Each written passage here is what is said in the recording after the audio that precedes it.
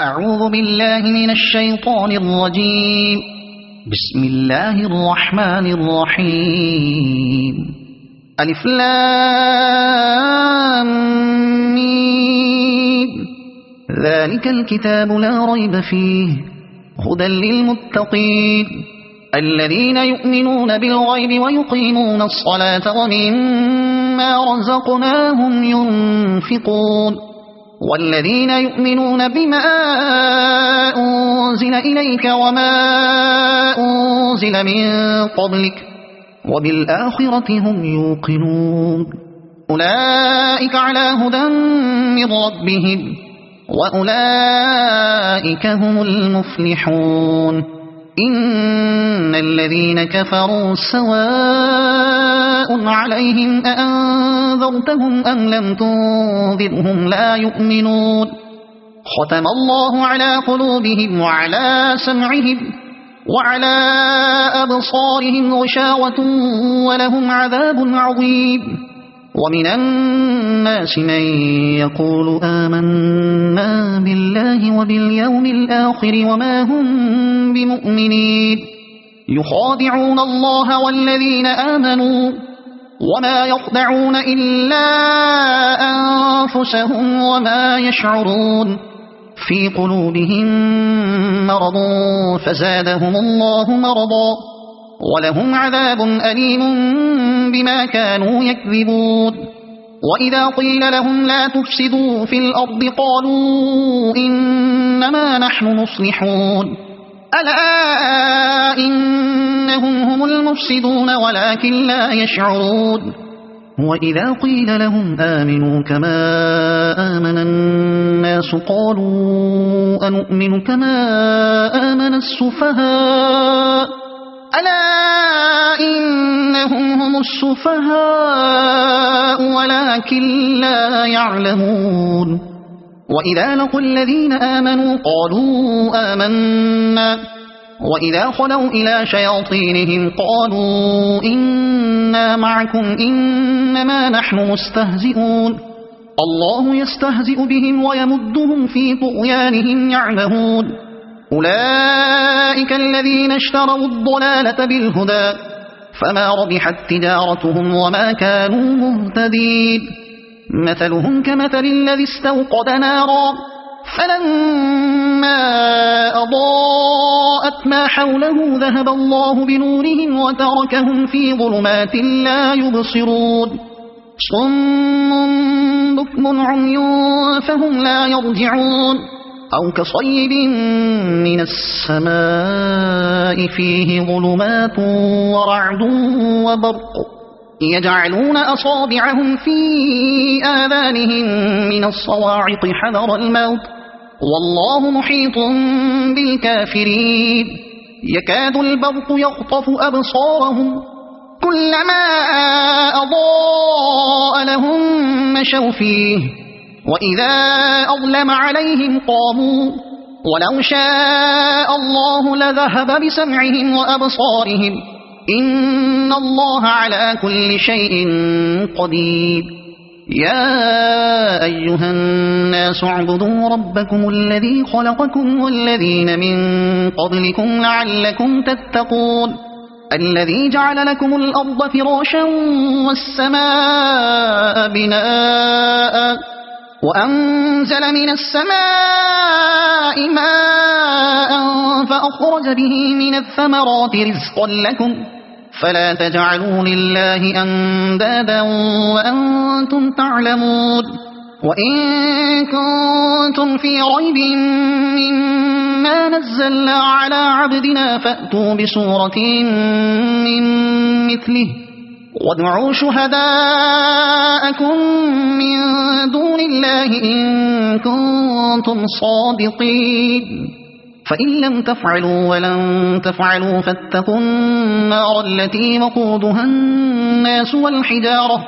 أعدت للكافرين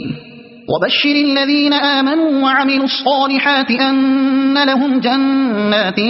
تجري من تحتها الأنهار كلما رزقوا منها من ثمرة رزقا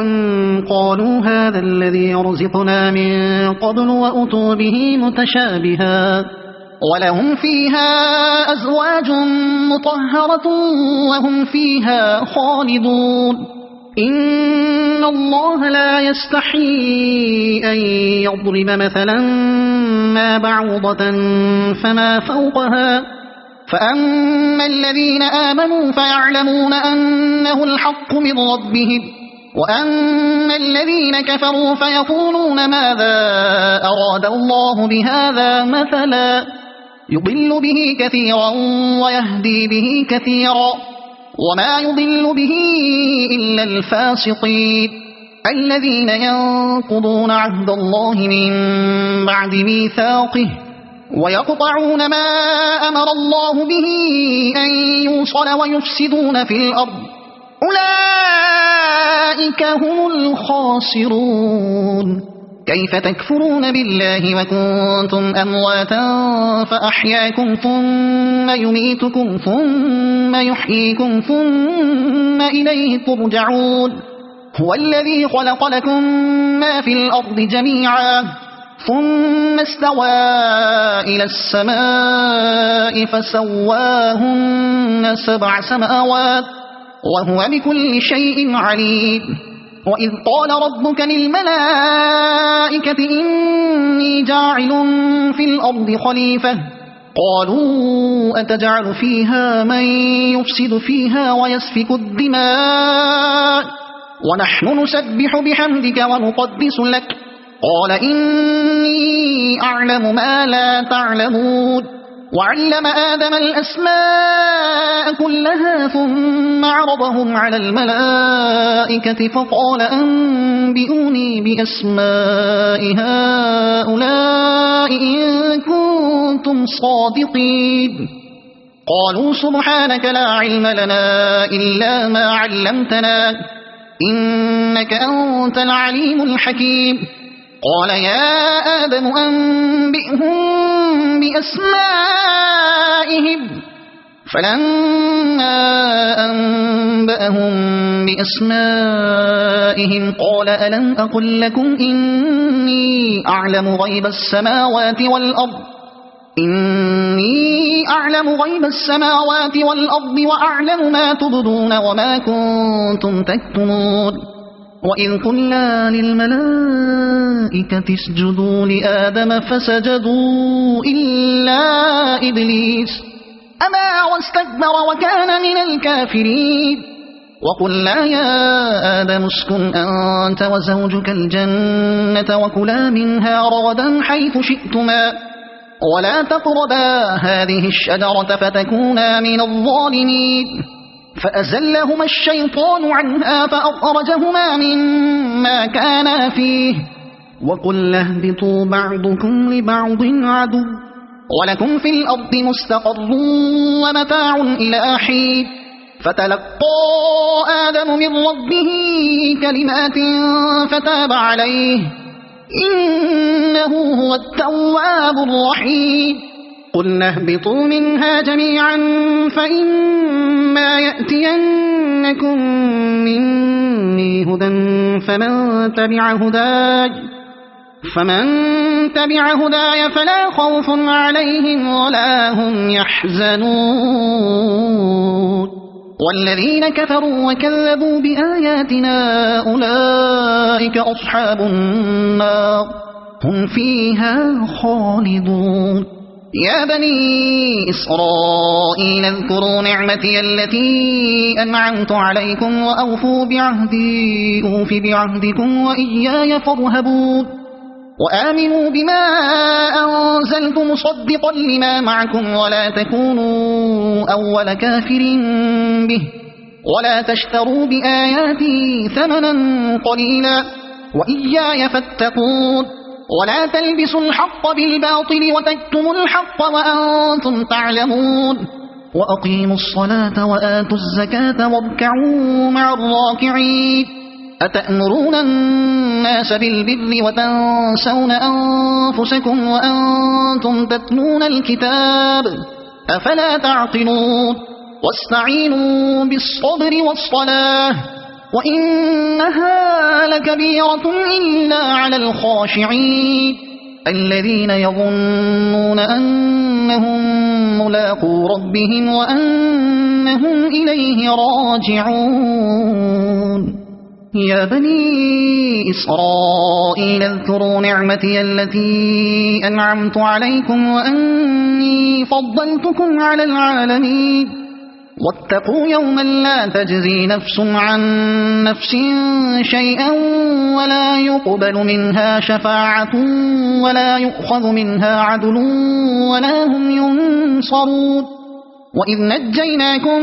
من آل فرعون يسومونكم سوء العذاب يذبحون أبناءكم ويستحيون نساءكم وفي ذلكم بلاء من ربكم عظيم وإذ فرقنا بكم البحر فأنجيناكم وأغرقنا آل فرعون وأنتم تنظرون وإذ واعدنا موسى 40 ليلة ثم اتخذتم العجل من بعده وأنتم ظالمون ثم عفونا عنكم من بعد ذلك لعلكم تشكرون وإذ آتينا موسى الكتاب والفرقان لعلكم تهتدون وإذ قال موسى لقومه يا قوم إنكم ظلمتم أنفسكم باتخاذكم العجل فتوبوا إلى بارئكم فاقتلوا أنفسكم ذلكم خير لكم عند بارئكم فتاب عليكم إنه هو التواب الرحيم وإذ قلتم يا موسى لن نؤمن لك حتى نرى الله جهرة فأخذتكم الصاعقة وأنتم تنظرون ثم بعثناكم من بعد موتكم لعلكم تشكرون وظللنا عليكم الغمام وأنزلنا عليكم المن والسلوى كلوا من طيبات ما رزقناكم وما ظلمونا ولكن كانوا أنفسهم يظلمون وإذ قلنا ادخلوا هذه القرية فكلوا منها حيث شئتم رغدا وادخلوا الباب سجدا وقولوا حطة نغفر لكم خطاياكم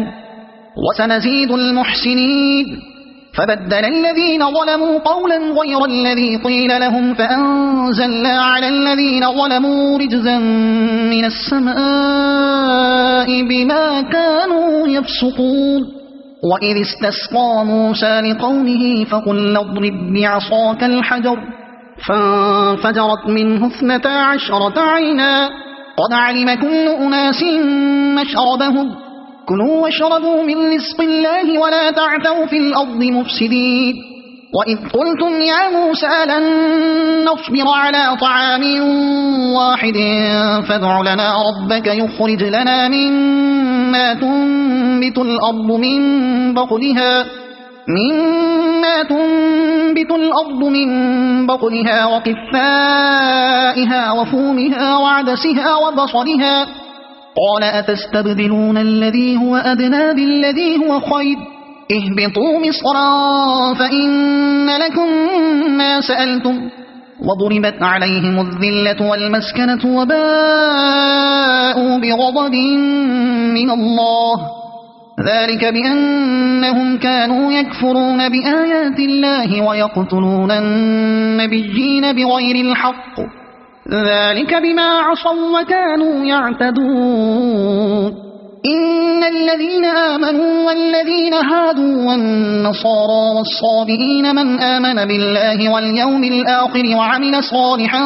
فلهم أجرهم عند ربهم ولا خوف عليهم ولا هم يحزنون وإذ أخذنا ميثاقكم ورفعنا فوقكم الطور خذوا ما آتيناكم بقوة واذكروا ما فيه لعلكم تتقون ثم توليتم من بعد ذلك فلولا فضل الله عليكم ورحمته لكنتم من الخاسرين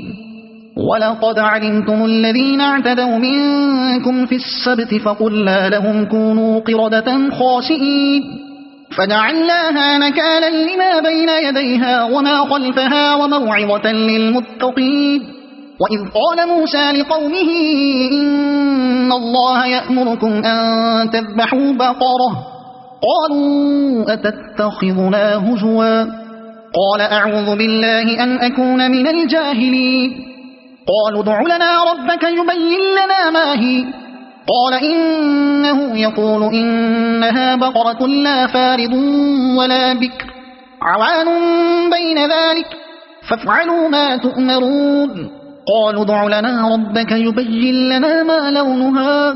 قال إنه يقول إنها بقرة صفراء فاقع لونها تسر الناظرين. قالوا ادع لنا ربك يبين لنا ما هي إن البقرة شابه علينا وإنا إن شاء الله لمهتدون.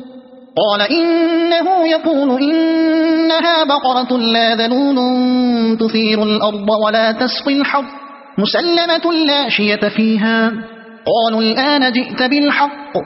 فذبحوها وما كادوا يفعلون. وإذ قتلتم نفسا فادارأتم فيها والله مخرج ما كنتم تكتمون. فقلنا اضربوه ببعضها كذلك يحيي الله الموتى ويريكم آياته لعلكم تعقلون. ثم قست قلوبكم من بعد ذلك فهي كالحجارة أو أشد قسوة وإن من الحجارة لما يتفجر منه الأنهار وإن منها لما يشقق فيخرج منه الماء وإن منها لما يهبط من خشية الله وما الله بغافل عما تعملون. أفتطمعون أن يؤمنوا لكم وقد كان فريق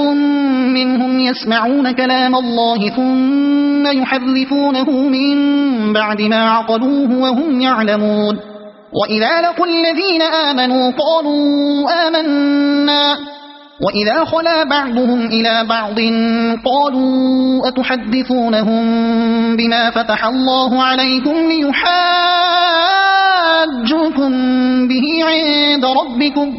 أفلا تعقلون. أولا يعلمون أن الله يعلم ما يسرون وما يعلنون. ومنهم أميون لا يعلمون الكتاب إلا أماني وإنهم إلا يظنون. فويل للذين يكتبون الكتاب بأيديهم ثم يقولون هذا من عند الله ليشتروا به ثمنا قليلا فويل لهم مما كتبت أيديهم وويل لهم مما يكسبون. وقالوا لن تمسنا النار إلا أياما معدودة قل أتخذتم عند الله عهدا فلن يخلف الله عهده أم تقولون على الله ما لا تعلمون. بلى من كسب سيئة وأحاطت به خطيئته فأولئك أصحاب النار هم فيها خالدون. والذين آمنوا وعملوا الصالحات أولئك أصحاب الجنة هم فيها خالدون. وإذ أخذنا ميثاق بني إسرائيل لا تعبدون إلا الله وبالوالدين إحسانا وذي القربى واليتامى والمساكين وقولوا للناس حسنا وأقيموا الصلاة وآتوا الزكاة ثم توليتم إلا قليلا منكم وأنتم معرضون. وإذ أخذنا ميثاقكم لا تسفكون دماءكم ولا تخرجون أنفسكم من دياركم ثم أقررتم وأنتم تشهدون. ثم أنتم هؤلاء تقتلون أنفسكم وتخرجون فريقا منكم من ديارهم تظاهرون عليهم بالإثم والعدوان وإن يأتوكم أسارى تفادوهم وهو محرم عليكم إخراجهم أفتؤمنون ببعض الكتاب وتكفرون ببعض فما جزاء من يفعل ذلك منكم إلا خزي في الحياة الدنيا ويوم القيامة يردون إلى أشد العذاب وما الله بغافل عما تعملون أولئك الذين اشتروا الحياة الدنيا بالآخرة فلا يخفف عنهم العذاب ولا هم ينصرون ولقد آتينا موسى الكتاب وقفينا من بعده بالرسل وآتينا عيسى ابن مريم البينات وأيدناه بروح القدس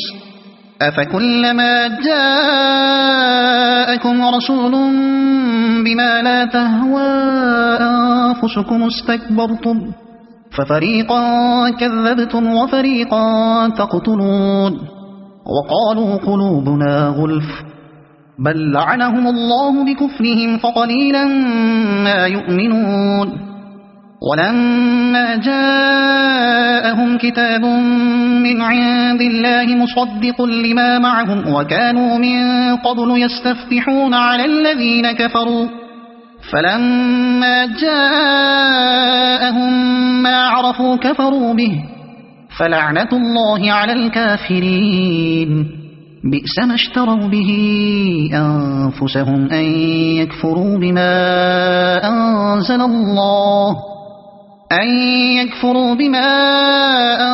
الله بغيا أن ينزل الله من فضله على من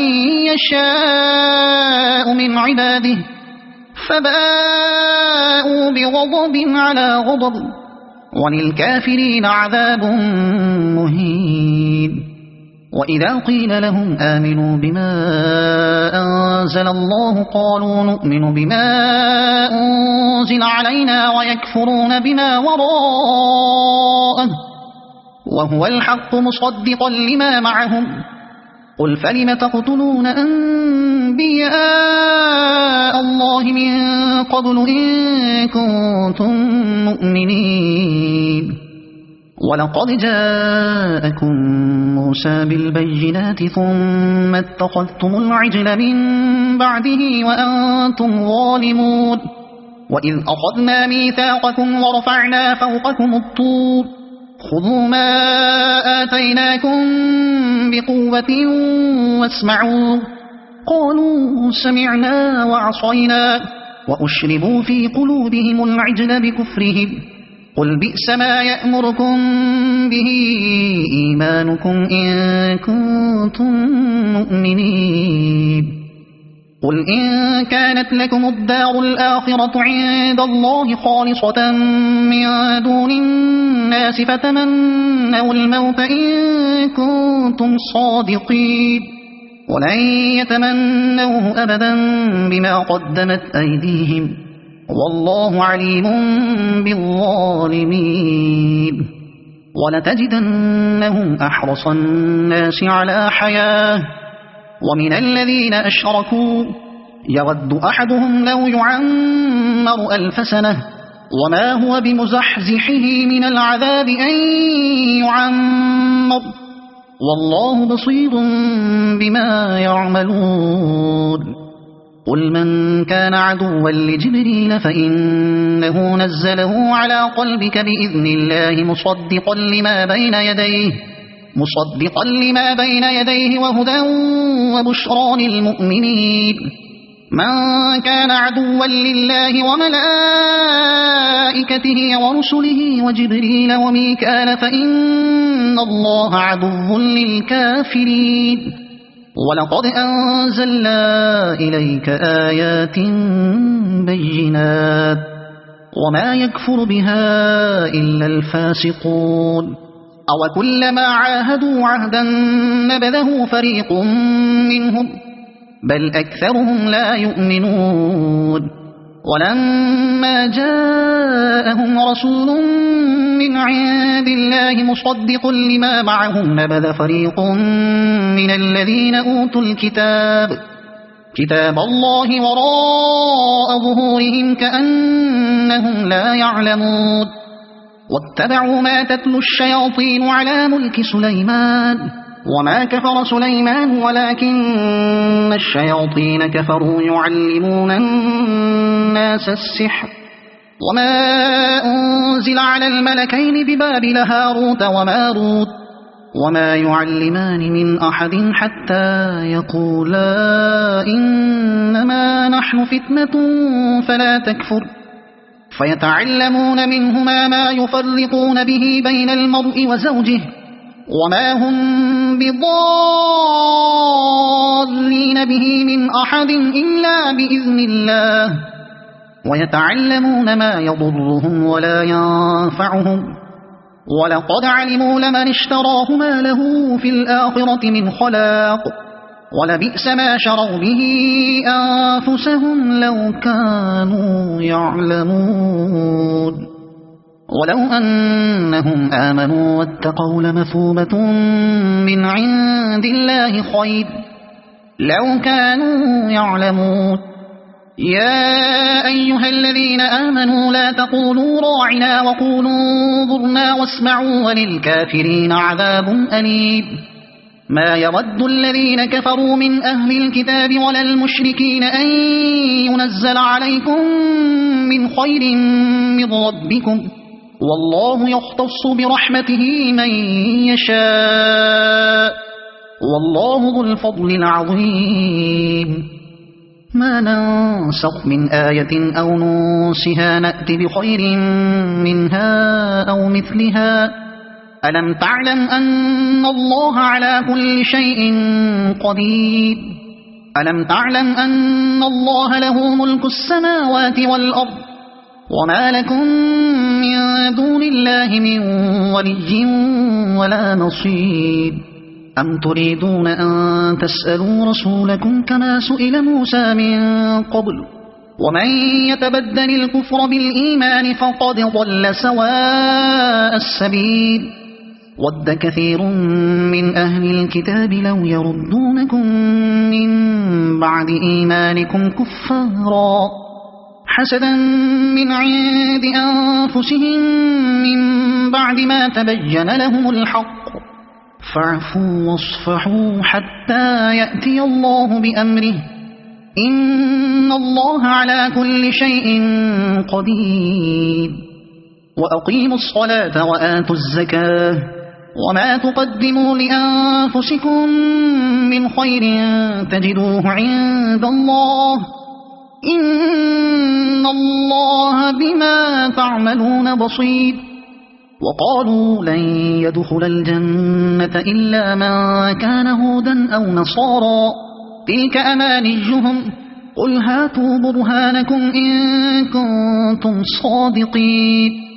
بلى من أسلم وجهه لله وهو محسن فله أجره عند ربه ولا خوف عليهم ولا هم يحزنون وقالت اليهود ليست النصارى على شيء وقالت النصارى ليست اليهود على شيء وهم يتلون الكتاب كذلك قال الذين لا يعلمون مثل قولهم فالله يحكم بينهم يوم القيامة فيما كانوا فيه يختلفون ومن أظلم ممن منع مساجد الله أن يذكر فيها اسمه وسعى في خرابها أولئك ما كان لهم أن يدخلوها إلا خائفين لهم في الدنيا خزي ولهم في الآخرة عذاب عظيم ولله المشرق والمغرب فأينما تولوا فثم وجه الله إن الله واسع عليم وقالوا اتخذ الله ولدا سبحانه بل له ما في السماوات والأرض كل له قانتون بديع السماوات والأرض وإذا قضى أمرا فإنما يقول له كن فيكون. وقال الذين لا يعلمون لولا يكلمنا الله أو تأتينا آية كذلك قال الذين من قبلهم مثل قولهم تشابهت قلوبهم قد بينا الآيات لقوم يوقنون. إنا أرسلناك بالحق بشيرا ونذيرا ولا تسأل عن أصحاب الجحيم ولن ترضى عنك اليهود ولا النصارى حتى تتبع ملتهم قل إن هدى الله هو الهدى ولئن اتبعت أهواءهم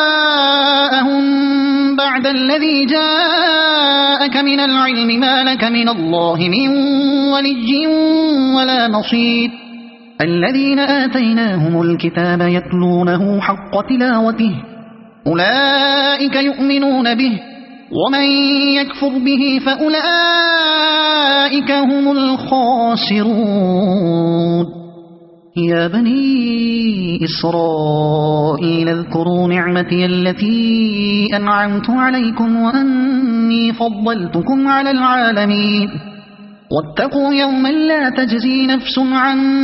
نفس شيئا ولا يقبل منها عدل ولا تنفعها شفاعة ولا هم ينصرون. وإذ ابتلى إبراهيم ربه بكلمات فأتمهن قال إني جاعلك للناس إماما قال ومن ذريتي قال لا ينال عهد الظالمين. وإذ جعلنا البيت مثابة للناس وأمنا واتخذوا من مقام إبراهيم مصلى وأعهدنا إلى إبراهيم وإسماعيل أن طهرا بيتي للطائفين والعاكفين والركع السجود. وإذ قال إبراهيم رب اجعل هذا بلدا آمنا وارزق أهله من الثمرات من آمن منهم بالله واليوم الآخر قال ومن كفر فأمتعه قليلا ثم أضطره إلى عذاب النار وبئس المصير. وإذ يرفع إبراهيم القواعد من البيت وإسماعيل ربنا تقبل منا إنك أنت السميع العليم ربنا وجعلنا مسلمين لك ومن ذريتنا أمة مسلمة لك وأرنا مناسكنا وتب علينا إنك أنت التواب الرحيم ربنا وابعث فيهم رسولا منهم يتلو عليهم آياتك ويعلمهم الكتاب والحكمة ويزكيهم إنك أنت العزيز الحكيم. ومن يرغب عن ملة إبراهيم إلا من سفه نفسه ولقد اصطفيناه في الدنيا وإنه في الآخرة لمن الصالحين. إذ قال له ربه أسلم قال أسلمت لرب العالمين ووصى بها إبراهيم بنيه ويعقوب يا بني إن الله اصطفى لكم الدين فلا تموتن إلا وأنتم مسلمون. أم كنتم شهداء إذ حضر يعقوب الموت إذ قال لبنيه ما تعبدون من بعدي قالوا نعبد إلهك وإله آبائك إبراهيم وإسماعيل وإسحاق إلها واحدا ونحن له مسلمون.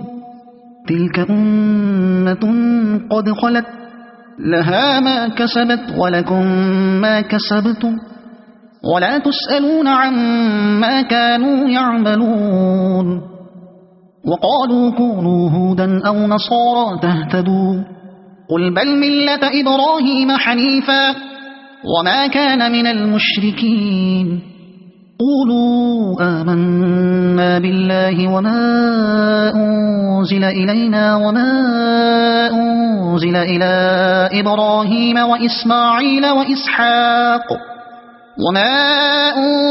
إلى إبراهيم وإسماعيل وإسحاق ويعقوب والأسباط وما أوتي موسى وعيسى وما أوتي النبيون من ربهم لا نفرق بين أحد منهم ونحن له مسلمون فإن آمنوا بمثل ما آمنتم به فقد اهتدوا وإن تولوا فإنما هم في شقاق فسيكفيكهم الله وهو السميع العليم صبغة الله ومن أحسن من الله صبغة ونحن له عابدون قل أتحاجوننا في الله وهو ربنا وربكم ولنا أعمالنا ولكم أعمالكم ونحن له مخلصون أم تقولون إن إبراهيم وإسماعيل وإسحاق ويعقوب والأسباط كانوا هودا أو نصارى قل أأنتم أعلم أم الله ومن أظلم ممن كتم شهادة عنده من الله وما الله بغافل عما تعملون تلك أمة قد خلت لها ما كسبت ولكم ما كسبتم ولا تسألون عما كانوا يعملون سيقول السفهاء من الناس ما ولاهم عن قبلتهم التي كانوا عليها قل لله المشرق والمغرب يهدي من يشاء إلى صراط مستقيم وكذلك جعلناكم أمة وسطا لتكونوا شهداء على الناس ويكون الرسول عليكم شهيدا وما جعلنا القبلة التي كنت عليها إلا لنعلم من يتبع الرسول ممن ينقلب على عقبيه وإن كانت لكبيرة إلا على الذين هدى الله وما كان الله ليضيع إيمانكم إن الله بالناس لرؤوف رحيم قد نرى تقلب وجهك في السماء فلنولينك قبلة ترضاها فول وجهك شطر المسجد الحرام وحيث ما كنتم فولوا وجوهكم شطره وإن الذين أوتوا الكتاب ليعلمون أنه الحق من ربهم وما الله بغافل عما يعملون ولئن أتيت الذين أوتوا الكتاب بكل آية ما تبعوا قبلتك وما أنت بتابع قبلتهم وما بعضهم بتابع قبلة بعض ولئن اتبعت أهواءهم من بعد ما جاءك من العلم إنك إذا لمن الظالمين الذين آتيناهم الكتاب يعرفونه كما يعرفون أبناءهم وإن فريقا منهم ليكتمون الحق وهم يعلمون الحق من ربك فلا تكونن من الممترين ولكل وجهة هو موليها فاستبقوا الخيرات أينما تكونوا يأتي بكم الله جميعا إن الله على كل شيء قدير ومن حيث خرجت فول وجهك شطر المسجد الحرام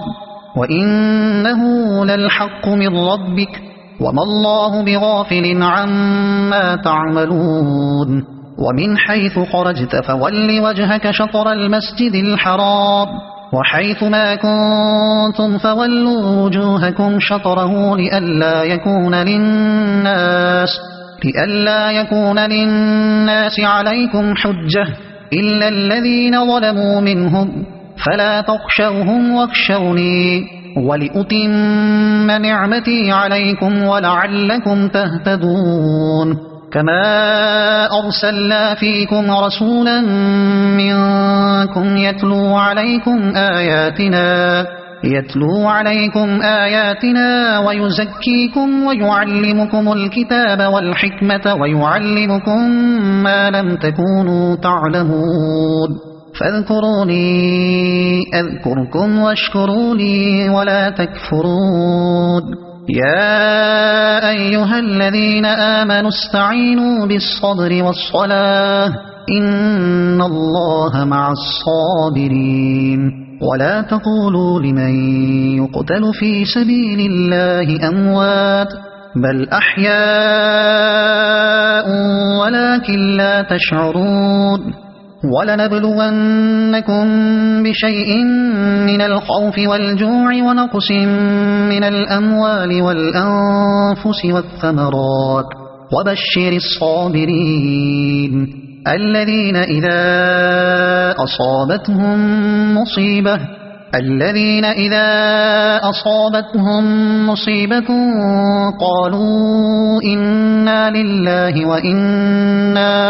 قالوا إنا لله وإنا إليه راجعون أولئك عليهم صلوات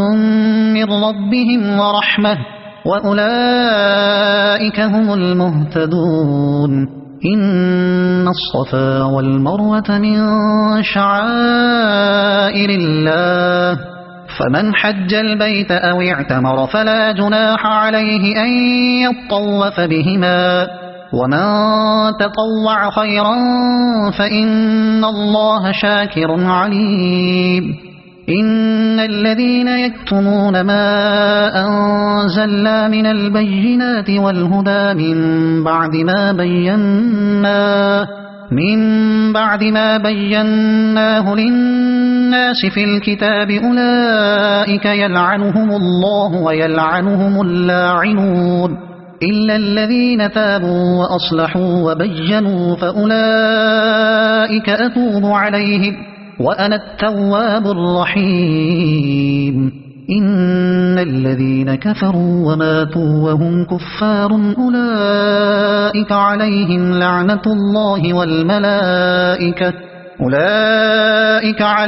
لعنة الله والملائكة والناس أجمعين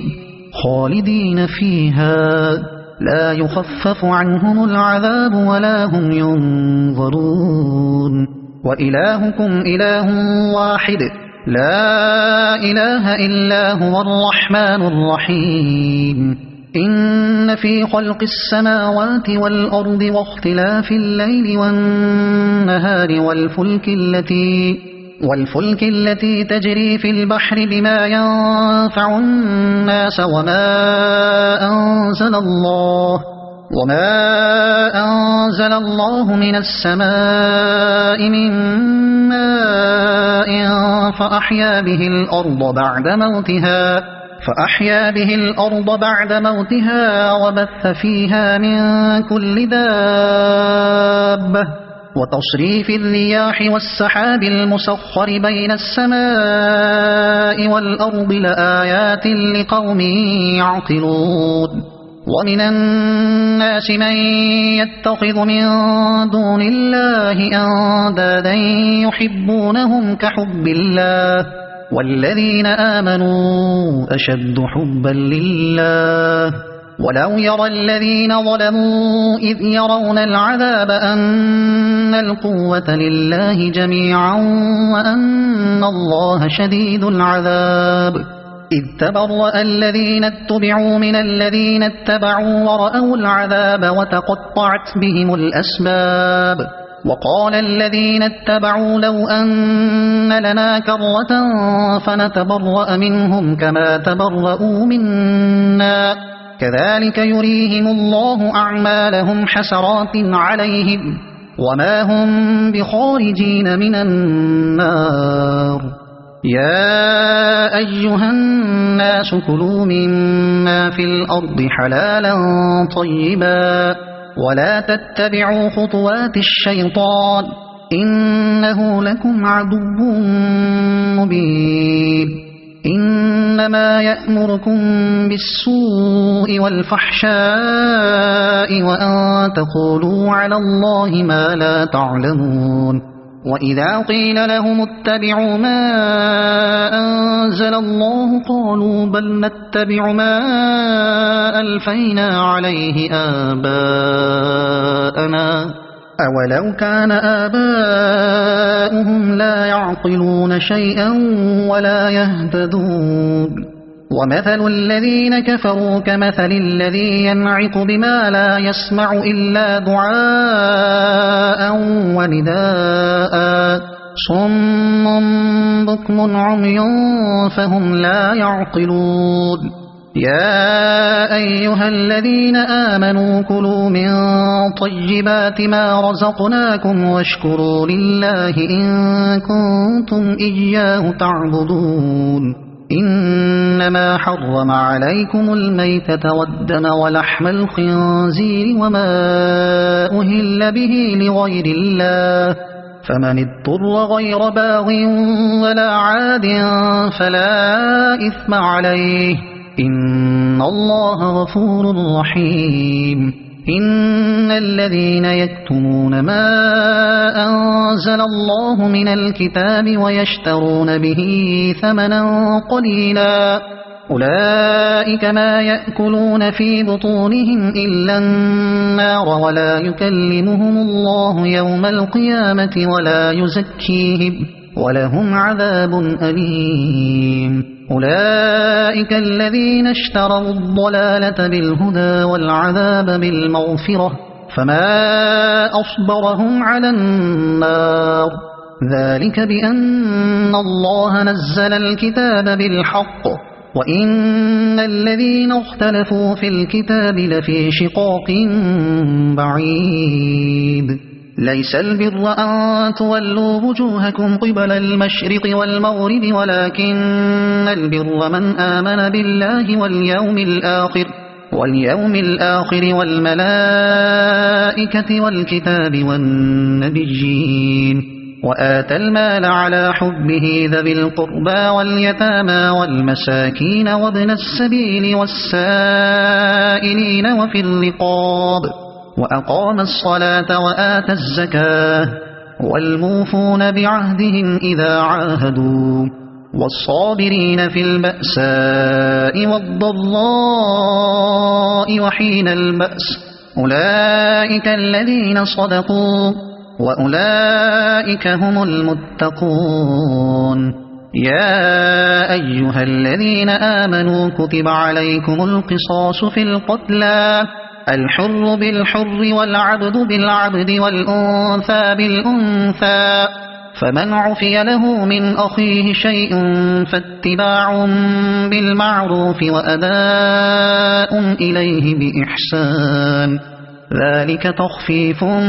من ربكم ورحمة فمن اعتدى بعد ذلك فله عذاب أليم ولكم في القصاص حياة يا أولي الألباب لعلكم تتقون كتب عليكم إذا حضر أحدكم الموت إن ترك خيرا الوصية للوالدين والأقربين بالمعروف حقا على المتقين فمن بدله بعدما سمعه فإنما إثمه على الذين يبدلونه إن الله سميع عليم فمن خاف من موص جنفا أو إثما فأصلح بينهم فلا إثم عليه إن الله غفور رحيم يا أيها الذين آمنوا كتب عليكم الصيام كما كتب على الذين من قبلكم لعلكم تتقون أياما معدودات فمن كان منكم مريضا أو على سفر فعدة من أيام أخر وعلى الذين يطيقونه فدية طعام مسكين فمن تطوع خيرا فهو خير له، وأن تصوموا خير لكم إن كنتم تعلمون. شهر رمضان الذي أنزل فيه القرآن هدى للناس وبينات من الهدى والفرقان، فمن شهد منكم الشهر فليصمه، ومن كان مريضا أو على سفر فعدة من أيام أخر، يريد الله بكم اليسر ولا يريد بكم العسر، ولتكملوا العدة ولتكبروا الله على ما هداكم ولعلكم تشكرون. وإذا سألك عبادي عني فإني قريب أجيب دعوة الداع إذا دعان، فليستجيبوا لي وليؤمنوا بي لعلهم يرشدون. أحل لكم ليلة الصيام الرفث إلى نسائكم هن لباس لكم وأنتم لباس لهن، علم الله أنكم كنتم تختانون أنفسكم فتاب عليكم وعفى عنكم، فالآن باشروهن وابتغوا ما كتب الله لكم، وكلوا واشربوا حتى يتبين لكم الخيط الأبيض من الخيط الأسود من الفجر، ثم أتموا الصيام إلى الليل، ولا تباشروهن وأنتم عاكفون في المساجد، تلك حدود الله فلا تقربوها، كذلك يبين الله آياته للناس لعلهم يتقون. ولا تأكلوا أموالكم بينكم بالباطل وتدلوا بها إلى الحكام لتأكلوا فريقا من أموال الناس بالإثم وأنتم تعلمون. يسألونك عن الأهلة قل هي مواقيت للناس والحج، وليس البر بأن تأتوا البيوت من ظهورها ولكن البر من اتقى، وأتوا البيوت من أبوابها، واتقوا الله لعلكم تفلحون. وقاتلوا في سبيل الله الذين يقاتلونكم ولا تعتدوا، إن الله لا يحب المعتدين. واقتلوهم حيث ثقفتموهم وأخرجوهم من حيث أخرجوكم والفتنة أشد من القتل، ولا تقاتلوهم عند المسجد الحرام حتى يقاتلوكم فيه، فإن قاتلوكم فاقتلوهم، كذلك جزاء الكافرين. فإن انتهوا فإن الله غفور رحيم. وقاتلوهم حتى لا تكون فتنة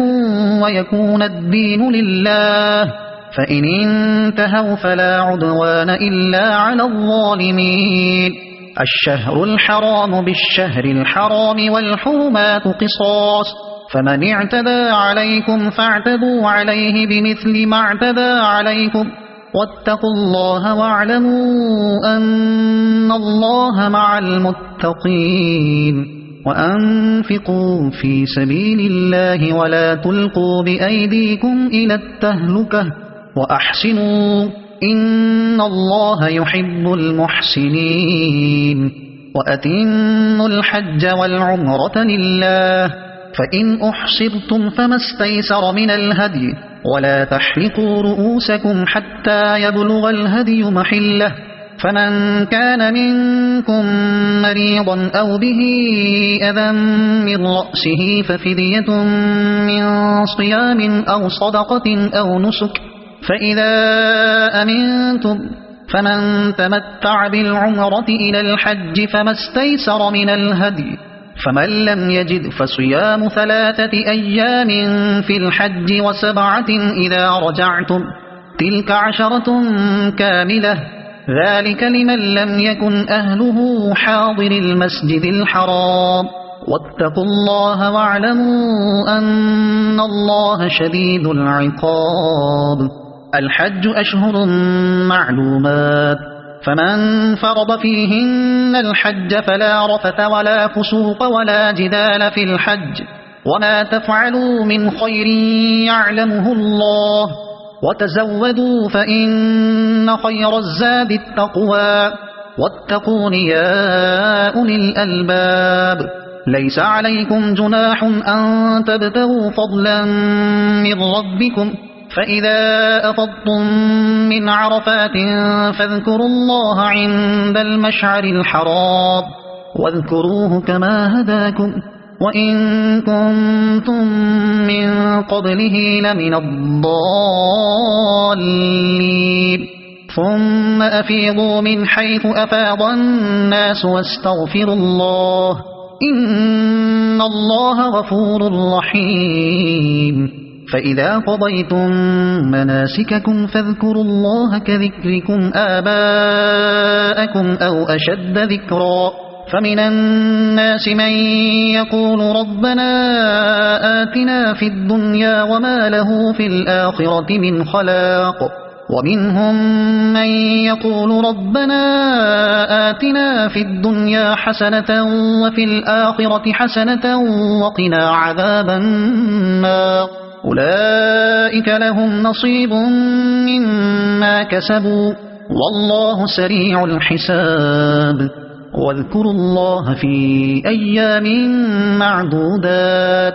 فمن تعجل في يومين فلا إثم عليه ومن تأخر فلا إثم عليه لمن اتقى واتقوا الله واعلموا أنكم إليه تحشرون ومن الناس من يعجبك قوله في الحياة الدنيا ويشهد الله على ما في قلبه وهو ألد الخصام وإذا تولى سعى في الأرض ليفسد فيها ويهلك الحرث والنسل والله لا يحب الفساد وإذا قيل له اتق الله أخذته العزة بالإثم فحسبه جهنم ولبئس المهاد ومن الناس من يشري نفسه ابتغاء مرضات الله والله رؤوف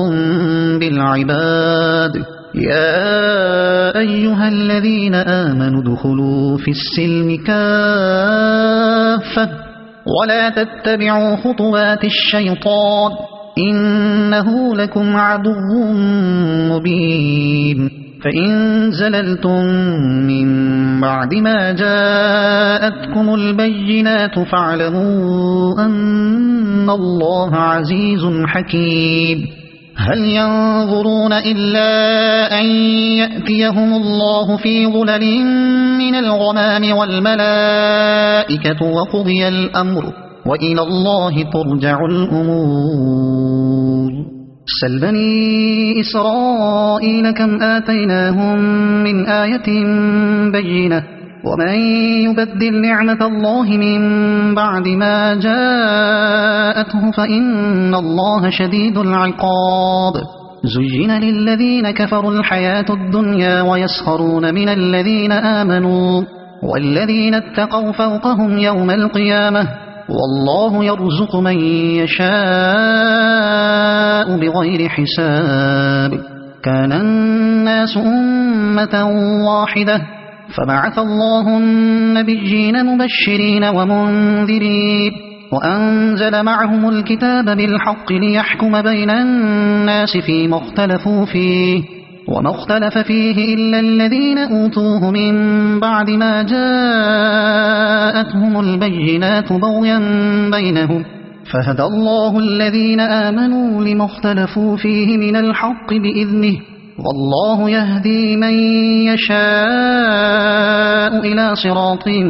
مستقيم أم حسبتم أن تدخلوا الجنة ولما يأتكم مثل الذين خلوا من قبلكم مستهم البأساء والضراء وزلزلوا حتى يقول الرسول والذين آمنوا معه متى نصر الله ألا إن نصر الله قريب يسألونك ماذا ينفقون قل ما أنفقتم من خير فللوالدين والأقربين واليتامى والمساكين وابن السبيل وما تفعلوا من خير فإن الله به عليم كتب عليكم القتال وهو كره لكم وعسى أن تكرهوا شيئا وهو خير لكم وعسى أن تحبوا شيئا وهو شر لكم والله يعلم وأنتم لا تعلمون يسألونك عن الشهر الحرام قتال فيه قل قتال فيه كبير وصد عن سبيل الله وكفر به والمسجد الحرام وإخراج أهله منه أكبر عند الله والفتنة أكبر من القتل ولا يزالون يقاتلونكم حتى يردوكم عن دينكم إن استطاعوا ومن يرتد منكم عن دينه فيمت وهو كافر فأولئك حبطت أعمالهم في الدنيا والآخرة وأولئك أصحاب النار هم فيها خالدون إن الذين آمنوا والذين هاجروا وجاهدوا في سبيل الله أولئك يرجون رحمة الله والله غفور رحيم يسألونك عن الخمر والميسر قل فيهما إثم كبير ومنافع للناس وإثمهما أكبر من نفعهما ويسألونك ماذا ينفقون قل العفو كذلك يبين الله لكم الآيات لعلكم تتفكرون في الدنيا والآخرة ويسألونك عن اليتامى قل إصلاح لهم خير وإن تخالطوهم فإخوانكم والله يعلم المفسد من المصلح ولو شاء الله لأعنتكم إن الله عزيز حكيم ولا تنكحوا المشركات حتى يؤمنوا ولأمة مؤمنة خير من مشركة ولو أعجبتكم ولا تنكحوا المشركين حتى يؤمنوا ولعبد مؤمن خير من مشرك ولو أعجبكم أولئك يدعون إلى النار والله يدعو إلى الجنة والمغفرة بإذنه ويبين آياته للناس لعلهم يتذكرون ويسألونك عن المحيض قل هو أذى فاعتزلوا النساء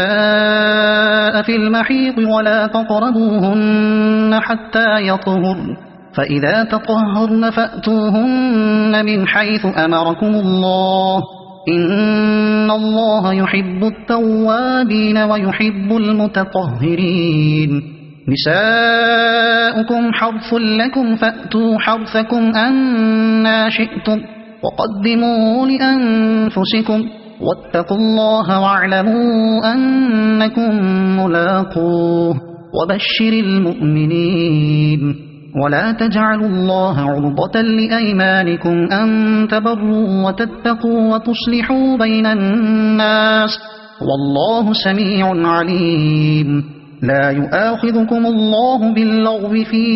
أيمانكم ولكن يؤاخذكم بما كسبت قلوبكم والله غفور حليم للذين يؤلون من نسائهم تربص 4 أشهر فإن فاءوا فإن الله غفور رحيم وإن عزموا الطلاق فإن الله سميع عليم والمطلقات يتربصن بأنفسهن 3 قروء ولا يحل لهن أن يكتمن ما خلق الله في أرحامهن إن كن يؤمن بالله واليوم الآخر وبعولتهن أحق بردهن في ذلك إن أرادوا إصلاحا ولهن مثل الذي عليهن بالمعروف وللرجال عليهن درجة والله عزيز حكيم. الطلاق مرتان، فإمساك بمعروف أو تسريح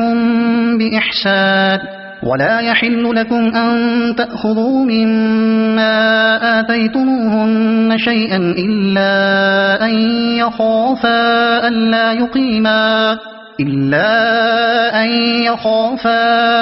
ألا يقيما حدود الله، فإن خفتم ألا يقيما حدود الله فلا جناح عليهما فيما افتدت به، تلك حدود الله فلا تعتدوها، ومن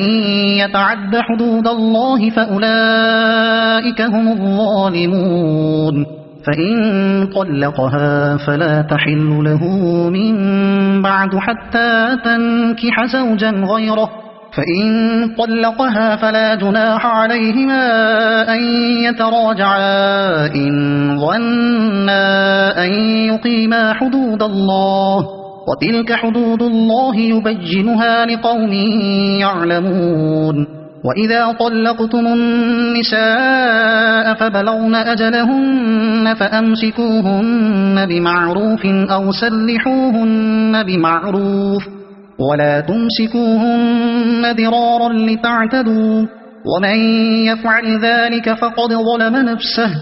ولا تتخذوا آيات الله هزوا، واذكروا نعمة الله عليكم وما أنزل عليكم من الكتاب والحكمة يعظكم به، واتقوا الله واعلموا أن الله بكل شيء عليم. وإذا طلقتم النساء فبلغن أجلهن فلا تعضلوهن أن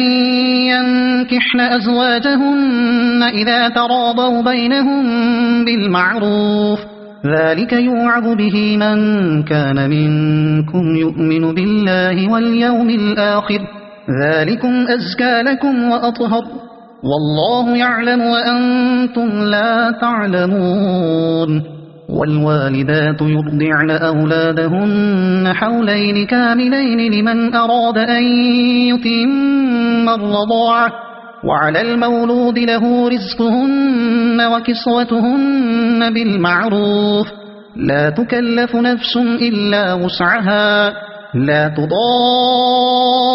والدة بولدها ولا مولود له بولده، وعلى الوارث مثل ذلك، فإن أرادا فصالا عن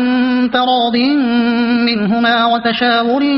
فلا جناح عليهما. وإن أردتم أن تسترضعوا أولادكم فلا جناح عليكم إذا سلمتم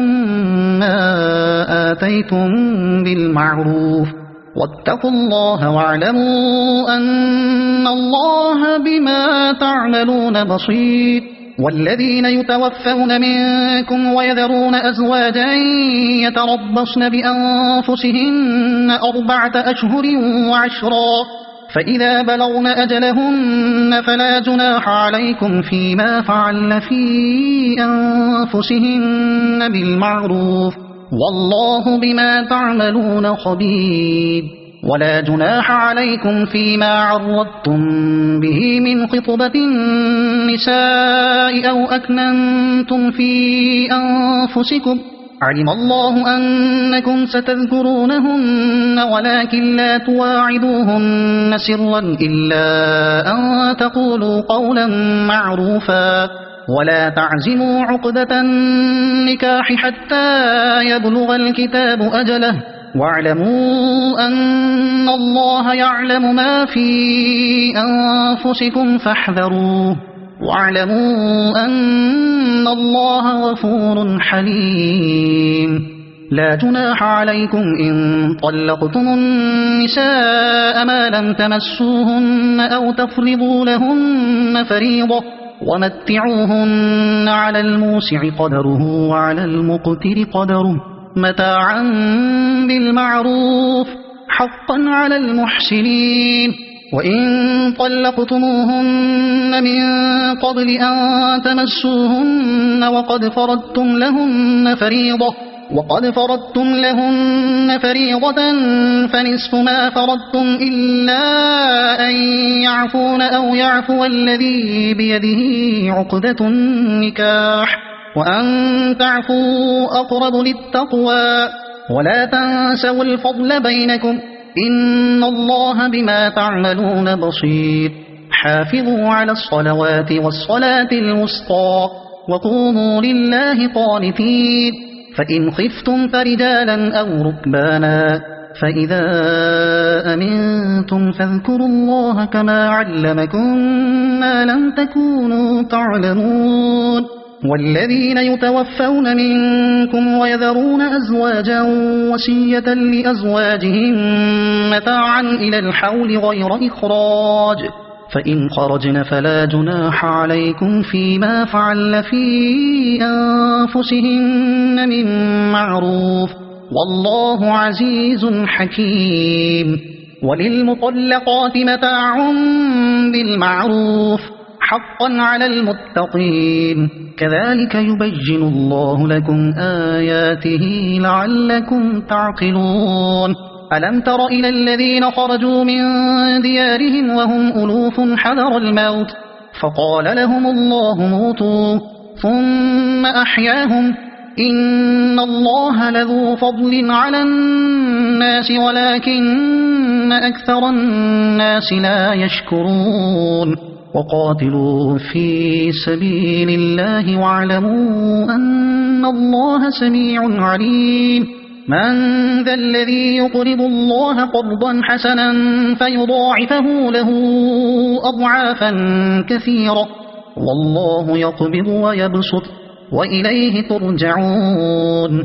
ألم تر إلى الملأ من بني إسرائيل من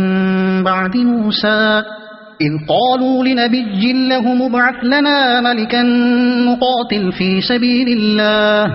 قال هل عسيتم إن كتب عليكم القتال ألا تقاتلوا قالوا وما لنا ألا نقاتل في سبيل الله وقد أخرجنا من ديارنا وأبنائنا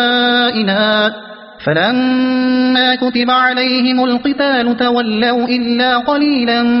منهم والله عليم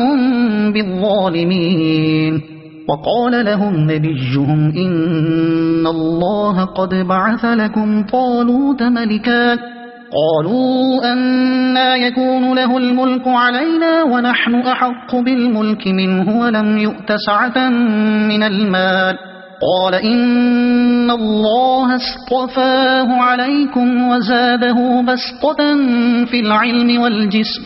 والله يؤتي ملكه من يشاء والله واسع عليم وقال لهم نبيهم إن آية ملكه أن يأتيكم التابوت فيه سكينة من ربكم وبقية مما ترك آل موسى وآل هارون تحمله الملائكة إن في ذلك لآية لكم إن كنتم مؤمنين فلما فصل طالوت بالجنود قال إن الله مبتليكم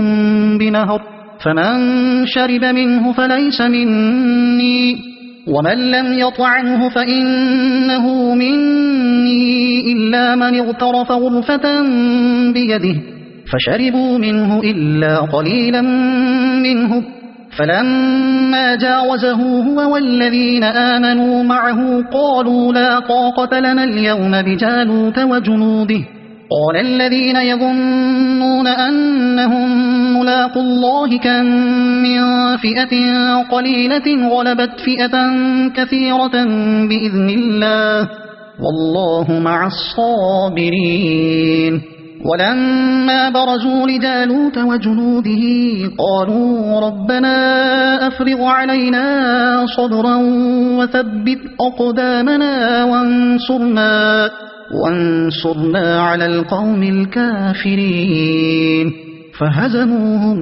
بإذن الله. وقتل داود جالوت وآتاه الله الملك والحكمة وعلمه مما يشاء ولولا دفع الله الناس بعضهم ببعض لفسدت الأرض ولكن الله ذو فضل على العالمين. تلك آيات الله نتلوها عليك بالحق وإنك لمن المرسلين. تلك الرسل فضلنا بعضهم على بعض منهم من كلم الله ورفع بعضهم درجات وآتينا عيسى ابن مريم البينات وأيدناه بروح القدس ولو شاء الله ما اقتتل الذين من بعدهم من بعد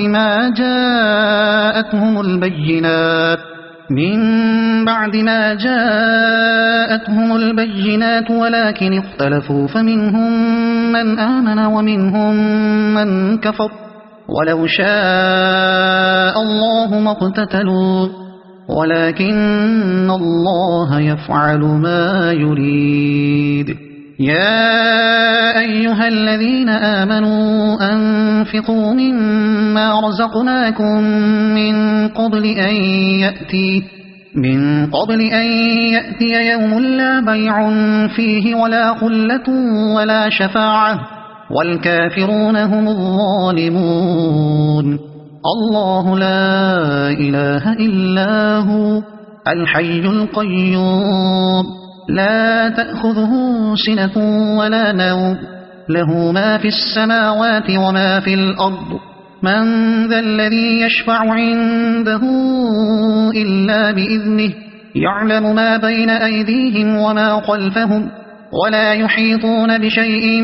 من علمه إلا بما شاء وسع كرسيه السماوات والأرض ولا يؤوده حفظهما وهو العلي العظيم. لا إكراه في الدين قد تبين الرشد من الغي فمن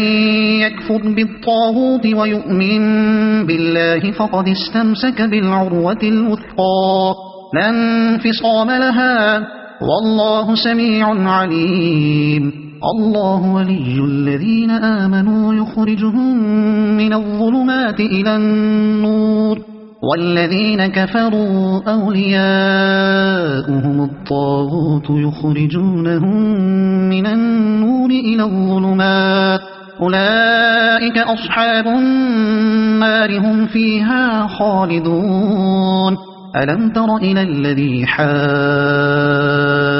إبراهيم في ربه أن آتاه الله الملك إذ قال إبراهيم ربي الذي يحيي ويميت قال أنا أحيي وأميت قال إبراهيم فإن الله يأتي بالشمس من المشرق فأت بها من المغرب فبهت الذي كفر والله لا يهدي القوم الظالمين. أو كالذي مر على قرية وهي خاوية على عروشها قال أنى يحيي هذه الله بعد موتها فأماته الله 100 عام ثم بعثه قال كم لبثت قال لبثت يوما أو بعض يوم قال بل لبثت 100 عام فانظر إلى طعامك وشرابك لم يتسنه وانظر إلى حمارك ولنجعلك آية للناس وانظر إلى العظام كيف ننشزها ثم نكسوها لحما فلما تبين له قال أعلم أن الله على كل شيء قدير. وإذ قال إبراهيم رب أرني كيف تحيي الموتى قال أولم تؤمن قال بلى ولكن ليطمئن قلبي قال فخذ 4 من الطير فصرهن إليك ثم اجعل على كل جبل ثم اجعل على كل جبل منهن جزءا ثم ادعهن يأتينك سعيا واعلم أن الله عزيز حكيم مثل الذين ينفقون أموالهم في سبيل الله كمثل حبة أنبتت 7 سنابل في كل سنبلة 100 حبة والله يضاعف لمن يشاء والله واسع عليم الذين ينفقون أموالهم في سبيل الله ثم لا يتبعون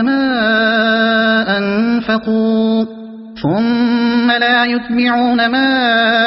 أنفقوا منا ولا أذى لهم أجرهم عند ربهم ولا خوف عليهم ولا هم يحزنون قول معروف ومغفرة خير من صدقة يتبعها أذى والله غني حليم يا أيها الذين آمنوا لا تبطلوا صدقاتكم بالمن والأذى كالذي ينفق ماله رئاء الناس ولا يؤمن بالله واليوم الآخر فمثله كمثل صفوان عليه تراب فأصابه وابل فتركه صلدا لا يقدرون على شيء مما كسبوا والله لا يهدي القوم الكافرين ومثل الذين ينفقون أموالهم ابتغاء مرضات الله وتثبيتا من أنفسهم كمثل جنة بربوة أصابها وابل فآتت أكلها ضعفين فإن لم يصبها وابل فطل والله بما تعملون بصير أيود أحدكم أن تكون له جنة من نخيل وأعناب تجري من تحتها الأنهار له فيها من كل الثمرات وأصابه الكبر وله ذرية ضعفاء فأصابها إعصار فيه نار فاحترقت كذلك يبين الله لكم الآيات لعلكم تتفكرون يا أيها الذين آمنوا أنفقوا من طيبات ما كسبتم ومما أخرجنا لكم من الأرض ولا تيمموا الخبيث منه تنفقون ولستم بآخذيه إلا أن تغمضوا فيه واعلموا أن الله غني حميد الشيطان يعدكم الفقر ويأمركم بالفحشاء والله يعدكم مغفرة منه وفضلا والله واسع عليم يؤتي الحكمة من يشاء ومن يؤت الحكمة فقد أوتي خيرا كثيرا وما يذكر إلا أولو الألباب وما أنفقتم من نفقة أو نذرتم من نذر فإن الله يعلمه وما للظالمين من أنصار إن تبدوا الصدقات فنعما هي وإن تخفوها وتؤتوها الفقراء فهو خير لكم ويكفر عنكم من سيئاتكم والله بما تعملون خبير ليس عليك هداهم ولكن الله يهدي من يشاء وما تنفقوا من خير فلأنفسكم وما تنفقون إلا ابتغاء وجه الله وما تنفقوا من خير يوفى إليكم وأنتم لا تظلمون للفقراء الذين أحصروا في سبيل الله لا يستطيعون ضربا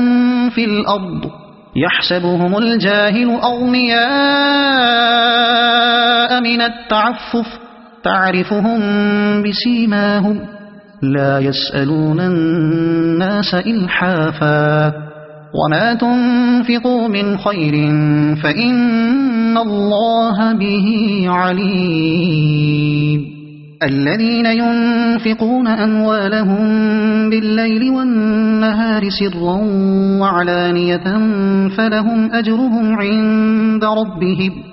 ولا خوف عليهم ولا هم يحزنون الذين يأكلون الربا لا يقومون إلا كما يقوم الذي يتخبطه الشيطان من المس ذلك بأنهم قالوا إنما البيع مثل الربا وأحل الله البيع وحرم الربا فمن جاءه موعظة من ربه فانتهى فله ما سلف وأمره إلى الله ومن عاد فأولئك أصحاب النار هم فيها خالدون يمحق الله الربا ويربي الصدقات والله لا يحب كل كفار أثيم إن الذين آمنوا وعملوا الصالحات وأقاموا الصلاة وآتوا الزكاة لهم أجرهم عند ربهم ولا خوف عليهم ولا هم يحزنون يا أيها الذين آمنوا اتقوا الله وذروا ما بقي من الربا إن كنتم مؤمنين فإن لم تفعلوا فأذنوا بحرب من الله ورسوله وإن تبتم فلكم رؤوس أموالكم لا تظلمون ولا تظلمون وإن كان ذو عسرة فنظرة إلى ميسرة وأن تصدقوا خير لكم إن كنتم تعلمون واتقوا يوما ترجعون فيه إلى الله ثم توفى كل نفس ما كسبت وهم لا يظلمون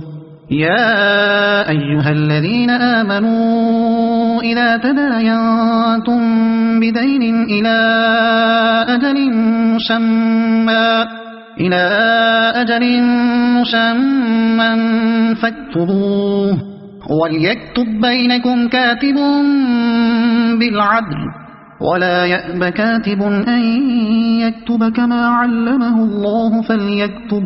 وليملل الذي عليه الحق وليتق الله ربه ولا يبخس منه شيئا فإن كان الذي عليه الحق سفيها أو ضعيفا أو لا يستطيع أن يمل هو فليملل وليه بالعدل واستشهدوا شهيدين من رجالكم فإن لم يكونا رجلين فرجل وامرأتان ممن ترضون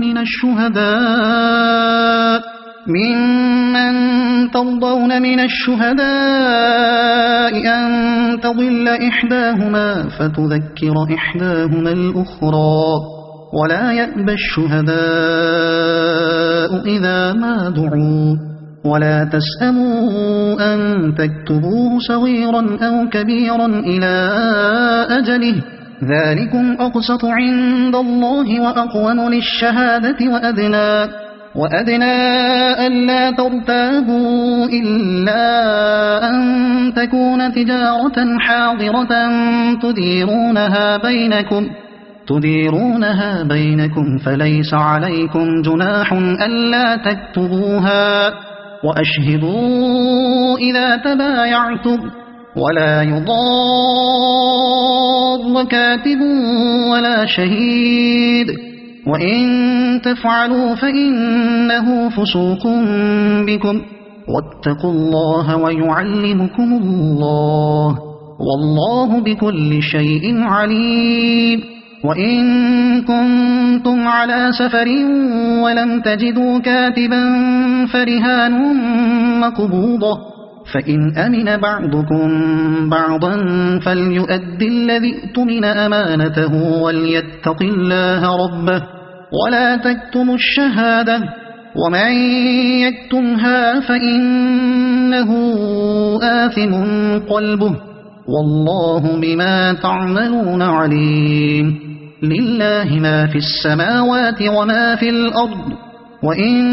تبدوا ما في أنفسكم أو تخفوه يحاسبكم به الله فيغفر لمن يشاء ويعذب من يشاء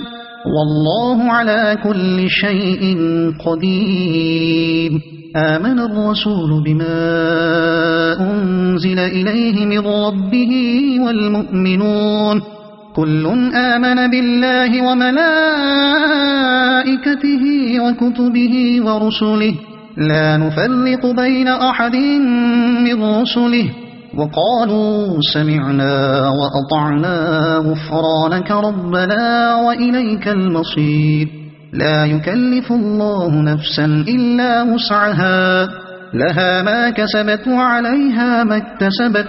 ربنا لا تؤاخذنا إن نسينا